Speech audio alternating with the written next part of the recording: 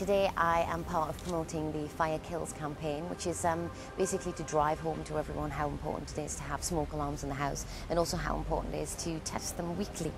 I'm about to go into a controlled, smoke-filled room to try and replicate the feeling of what it might be like to be in a house fire. I'm feeling actually really quite nervous about the thought of it. I can't really see very much in front of me at all, and I'm just going to make my way along the sides of the unit.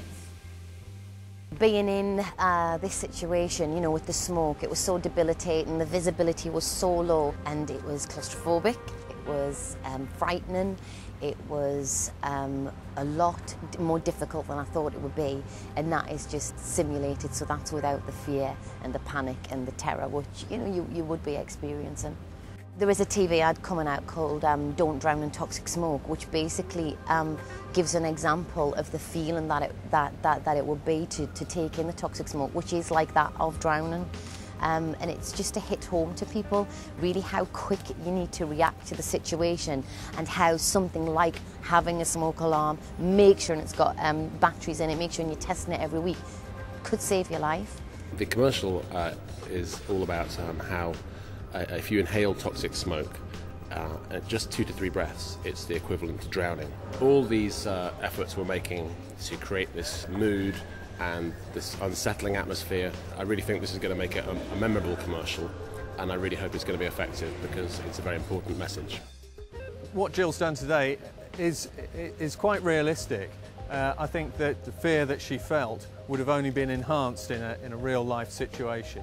Being a mother and thinking about the statistics that, you know, within a minute, you know, your child could be killed by the smoke, is one, completely terrifying, and two, just makes you want to take every step possible to make sure that you have every chance you possibly can of you know, avoiding that.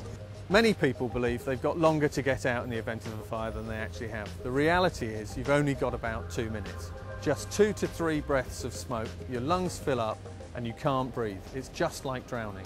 There's some really simple things people can do to reduce the risk from fire in their home. Have a working smoke alarm, have an escape plan so that in the event of a fire you know how to get out of your home. Lastly, you can come and ask the experts. You can go to our website at direct.gov.uk/firekills for advice, or you can go to your local fire and rescue service. If somebody does have a fire, the key message that we'd like to get across is that they should get out, stay out and call 999.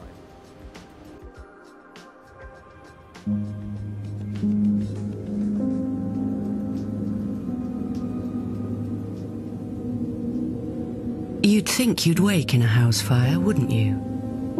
But just 2 to 3 breaths of toxic smoke and you're unconscious. Your lungs fill up, just like drowning. Don't drown in toxic smoke. Test your smoke alarm weekly.